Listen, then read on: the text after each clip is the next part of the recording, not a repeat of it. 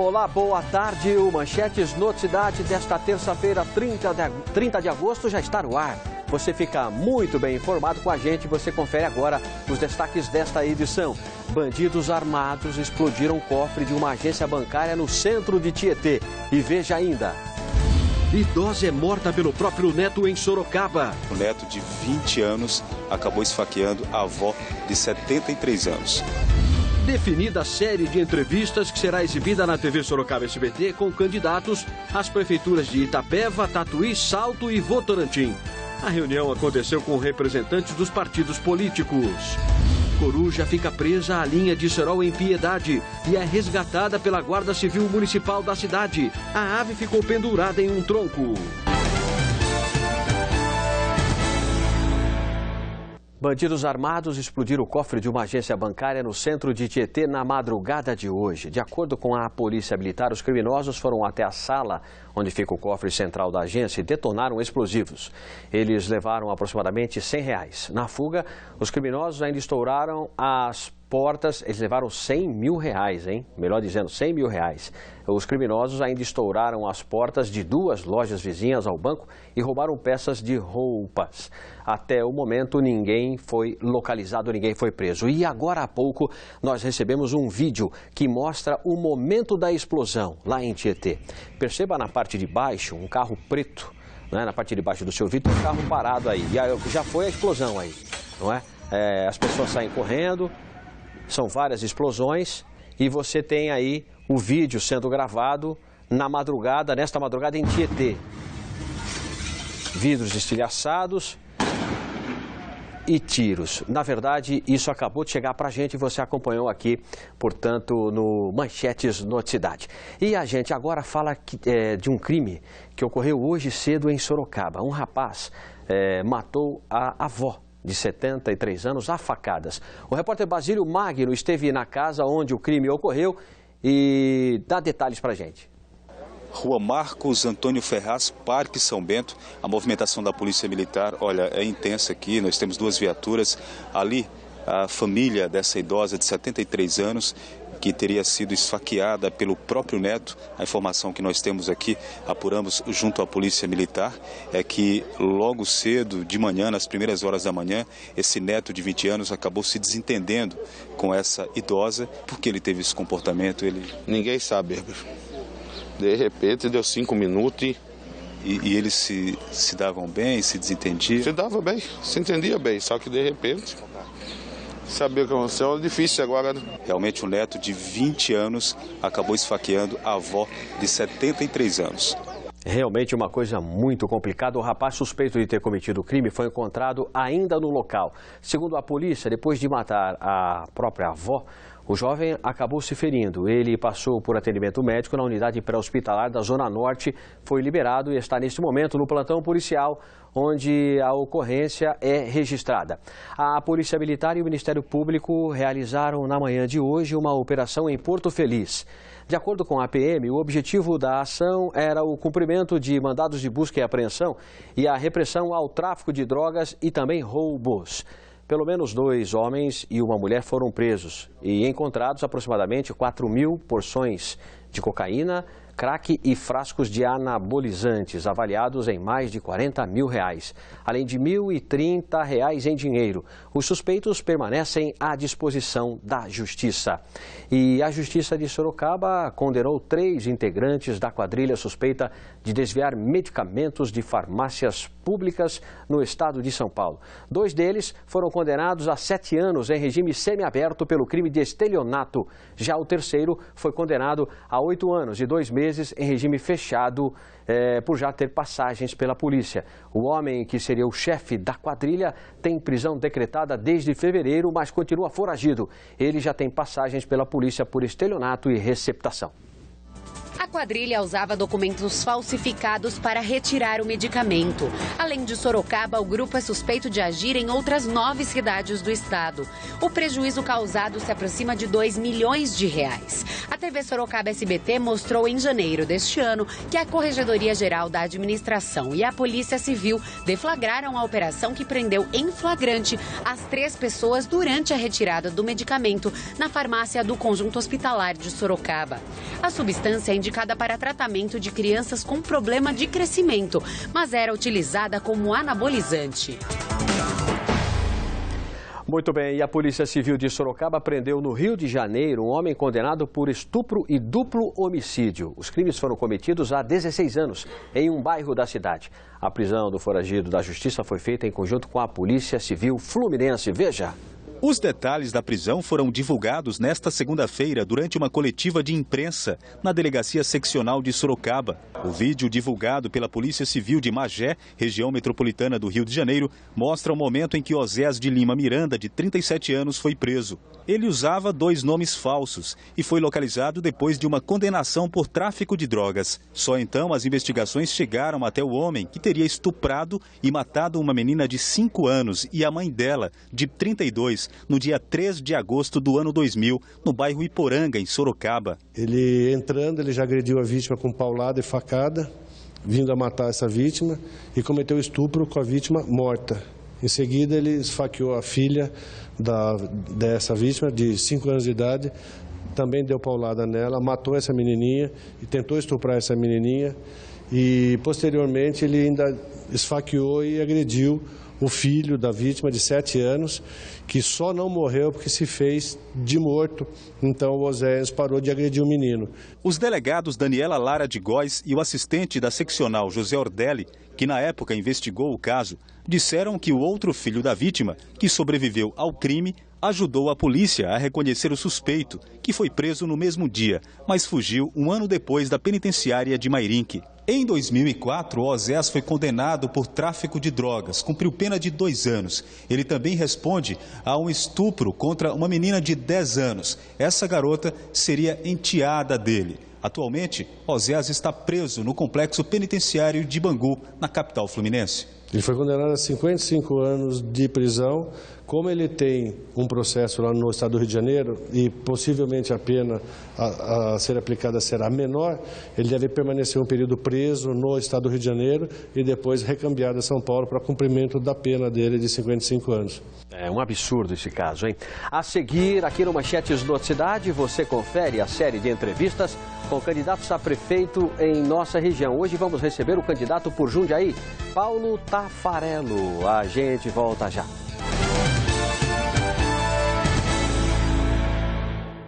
O Manchetes Noticidade abre espaço agora para as eleições municipais deste ano.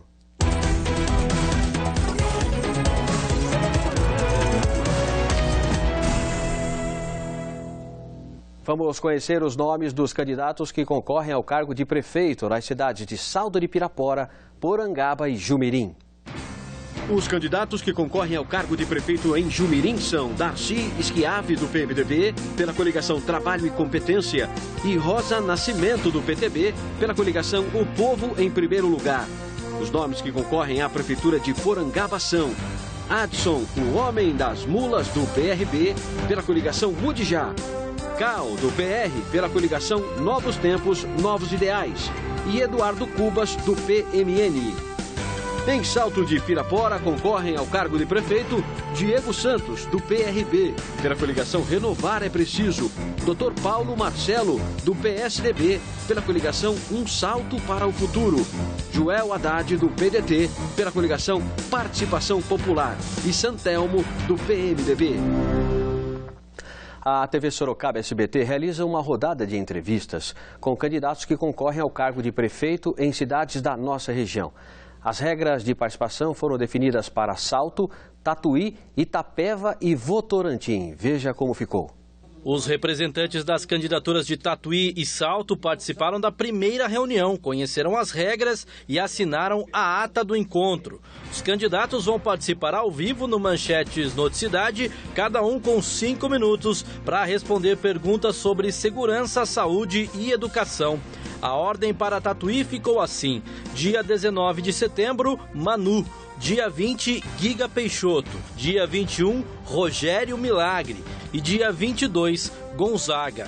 Na semana seguinte, os eleitores de Salto vão acompanhar o candidato Geraldo Garcia no dia 26 de setembro, dia 27, Laerte Sonsim, dia 28, Juvenil Cirelli e dia 29, Doutor Ângelo. Os partidos das coligações que disputam as eleições em Itapeva e Votorantim também tiveram contato com o regulamento. As cidades terão espaço no Noticidade, com uma entrevista de 4 minutos, respondendo questões também sobre segurança, saúde e educação. O cronograma de Itapeva é o seguinte: no dia 5 de setembro, André Araújo. Dia 6 de setembro, Luiz Cavani. Dia 7, Gilson da Câmara. E dia 8, Áurea Rosa. Para os eleitores de Votorantim, a ordem de entrevista será dia 26 de setembro, Carlos Mineiro. Dia 27, Fernando Oliveira. Dia 28, Rodrigo Chisolini. E dia 29, Jair Cassola. Para estes 4 municípios que não têm o espaço no horário eleitoral gratuito local, esta oportunidade é ainda mais importante. O canal de vocês, a mídia, televisiva, tem uma abrangência muito grande e eu acredito que isso vai acrescentar muito no processo eleitoral. Importante para os candidatos apresentarem suas propostas, poderem falar o que pensam a respeito da cidade, do futuro, isso é muito importante. Considerando que é uma campanha típica, um curto espaço de tempo, em apenas 45 dias, é uma oportunidade a mais para apresentar os planos de governo para os seus eleitores. E agora a série de entrevistas com candidatos à Prefeitura de Jundiaí. As regras foram definidas em conjunto com os representantes dos candidatos, partidos ou coligações. A ordem de participação foi definida por sorteio. Cada candidato vai ter 5 minutos para responder a 3 perguntas. A nossa produção está aqui no estúdio com o cronômetro sinalizando o tempo de entrevista para o candidato. Hoje nós recebemos Paulo Taffarello, candidato pelo PSOL. Boa tarde, candidato, e obrigado pela presença. Boa tarde, eu que agradeço o convite. Tá certo. A primeira pergunta, vamos começar pela saúde, candidato. O tempo, então, vale a partir de agora 5 minutos para Paulo Taffarello. Começamos, então, pela segurança, melhor dizendo. No seu plano de governo, o senhor vai reforçar o aspecto da guarda comunitária para estabelecer vínculos com a sociedade civil. De que forma isso poderá ser feito, candidato? Muito obrigado pela pergunta. A Guarda Municipal em Jundiaí, ao longo dos anos, foi adquirindo algumas características muito semelhantes à própria Polícia Militar do Estado de São Paulo. É uma guarda extremamente ostensiva, é uma guarda que, no momento que aparece na periferia da cidade, aparece de maneira truculenta. Nós, do PSOL, temos a perspectiva de que essa guarda deve ser comunitária, ou seja, nós precisamos reaproximar a guarda municipal da comunidade. Pois para nós, segurança é questão de assegurar os direitos da população, assegurar que a mulher não seja violentada, assegurar os direitos de todos. Por isso que, dentro dessa perspectiva também, nós faremos a Secretaria de Direitos Humanos e iremos vincular a Guarda Municipal a essa secretaria. Muito bem. Na saúde, o candidato pretende, se eleito, fazer com que a Prefeitura assuma o Hospital São Vicente de Paulo. Vai valorizar os profissionais de saúde com redução da jornada de trabalho, sem a redução de seus salários e ainda suprir a falta de profissionais. Paulo Taffarello, a saúde em crise, como é que o senhor vai arrumar dinheiro para fazer tudo isso? Nós temos a perspectiva que a cidade não tem que ser tratada como um mercado, e a população não deve ser tratada como cliente. Não só na área da saúde, mas como em várias outras áreas na Prefeitura, em Jundiaí, nós temos a política dos convênios, da terceirização, da privatização. Eu gostaria de ressaltar aqui o importante trabalho que os profissionais da saúde no Hospital São Vicente fazem, inclusive salvam vidas todos os dias. Mas nós enxergamos que o único caminho para qualificar o trabalho na saúde, para melhorar as condições de vida do trabalhador, do profissional da saúde, é o fim dos convênios, o fim da terceirização e a municipalização gradativa do hospital e a municipalização em todas as instâncias da saúde na cidade. Muito bem. Em relação às outras propostas da redução de jornada de trabalho, essas coisas? Isso, nós temos que valorizar o profissional da saúde. Só conseguimos valorizar dando melhores condições de trabalho para eles. E nós daremos melhores condições de trabalho justamente com essas propostas. propostas. Teremos que abrir concurso público para suprir as necessidades. Hoje, nos postos de saúde, por exemplo, os médicos atendem de 10 em 10 minutos, sem condições. Nós temos que melhorar essa questão, melhorar principalmente a atenção básica da saúde para desafogar aí o Hospital São Vicente, desafogar a alta e média complexidade. Muito também. bem. Na educação, a última pergunta, o candidato pretende eliminar as políticas de terceirização. É possível executar essa medida somente com a estrutura pública que Jundiaí tem, candidato? Isso vai acontecer a longo prazo, claro. O que nós vimos nos últimos anos em Jundiaí foi o aumento progressivo dos convênios. O que acontece? A prefeitura não consegue suprir a necessidade da população em relação às vagas em creches. Ao não conseguir suprir e não ter uma política pública efetiva para municipalizar essas creches, desde 2011 que a prefeitura adotou a política de convênios.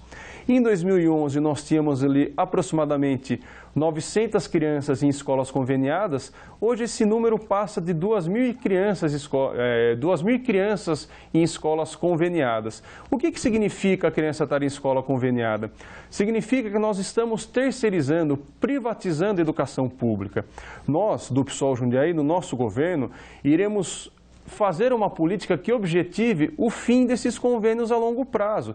Nós temos a premissa de que a educação tem que ser uma educação realmente pública, uma educação que forme um aluno crítico, um aluno que respeite a diversidade, e para isso nós temos que dar mais uma vez melhores condições de trabalho aos servidores da educação, e isso só será possível através da formação, através do momento que nós retomarmos a educação em Jundiaí como pública e de qualidade.